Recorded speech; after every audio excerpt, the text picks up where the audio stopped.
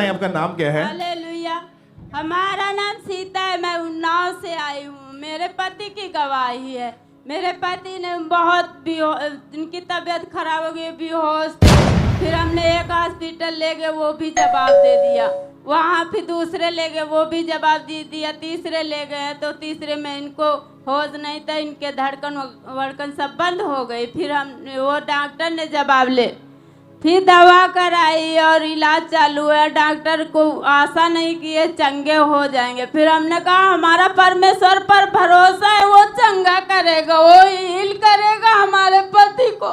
हमारे छोटे छोटे बच्चे परमेश्वर रहम करेगा।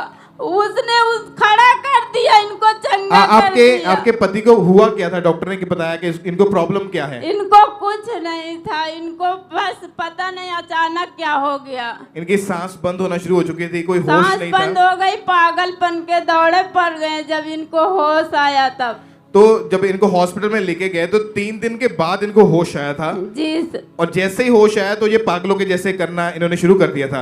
मतलब क्या ऐसी कौन सी हरकत करते थे पागलों के जैसे जो लगती थी? ये उठ उठ के भागते, अपने जो बोतल लगी वो भी नोच देते, भागते, कहते हमको जाना है, उधर जाना है। आप बता सकते भाई कि आपको क्या प्रॉब्लम हुई थी उस समय, कैसी कंडीशन थी आपकी? सबको जय मसीह की। मेरा नाम श्याम बाबू है, मैं उन्नाव जिला उत्तर प्रदेश से हूँ। मेरी तबीयत खराब हो गई थी, अचानक मैं बेहोश हो गया था।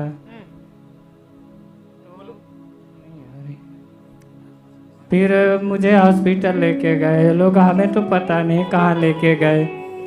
बाद में हमें वहाँ डॉक्टरों ने बांध दिया रस्सी से, हमें उलझने होने लगी और मेरा दिमाग सही जगह पे नहीं था। फिर 1 हफ्ते हम हॉस्पिटल में रहे, बाकी हमें तो कुछ याद नहीं, ये लोगों को ही मालूम होगा जो मालूम और होगा। जब हॉस्पिटल में रखा गया तो इस भाई को रस्सियों से डॉक्टर्स ने बांध के रखा हुआ था और ऊंची ऊंची आवाज में ये बोलना शुरू कर देते थे कि मुझे खोल दो, और बेड से उठकर भागने लगते थे। यहाँ तक कि ऑक्सीजन मास्क जो इनको लगाया गया था उसको भी उतार दिया, पाइप्स लगे उनको भी खींच के इन्होंने उतार दिया था। मतलब इनका अपनी बॉडी के ऊपर उसमें कोई कंट्रोल नहीं था, ये पागल हो चुके थे। और इनकी फैमिली भी बहुत ज़्यादा परेशान थी। डॉक्टर ने ये बोल दिया था कि 1 साल या फिर ये सारी उम्र के लिए ये पागल ही रह सकते हैं। हम कुछ नहीं बता सकते कि ये कभी ठीक हो पाएंगे। जब डॉक्टर ने ये बता दिया था कि इनके बचने के चांसेस नहीं है या ये सारी उम्र पागल ही रहेंगे, आप क्या सोचते थे उस समय? आपकी कंडीशन कैसी थी जब डॉक्टर ने बोल दिया कि आपके डॉक्टर ने बोल दिया कि अब इनको हमको आशा नहीं है, फिर भी ये चंगे हो सकते हैं? तो कैसे परमेश्वर ने चंगा किया इनको? फिर हमारी यहाँ मौसी की लड़की थी, वो भी यहाँ प्रेयर करती थी, हम लोग भी करते थे। हम लोग कहते ये परमेश्वर तुम्हारे ऊपर, तुम ही चंगा करो। हम ऑयल लगाते इनके ऊपर, सारे शरीर में लगाते। चर्च से मिला हुआ अनॉइंटिंग ऑयल इनकी बॉडी के ऊपर अप्लाई किया जी सर। क्या हुआ फिर उसके बाद? फिर इनके शरीर में गर्माहटा आया, ये फिर होश में आ गया तो हमको बुलाया कि ये होश में आ गए तुम्हारे घर वाले। और डॉक्टर भी हैरान थे कि उसके बाद इन्होंने नॉर्मल बिहेव करना शुरू किया। डॉक्टर ने भी आशा छोड़ दिया, फिर भी हमारा परमेश्वर खड़ा कर दिया, इनको चंगा कर दिया।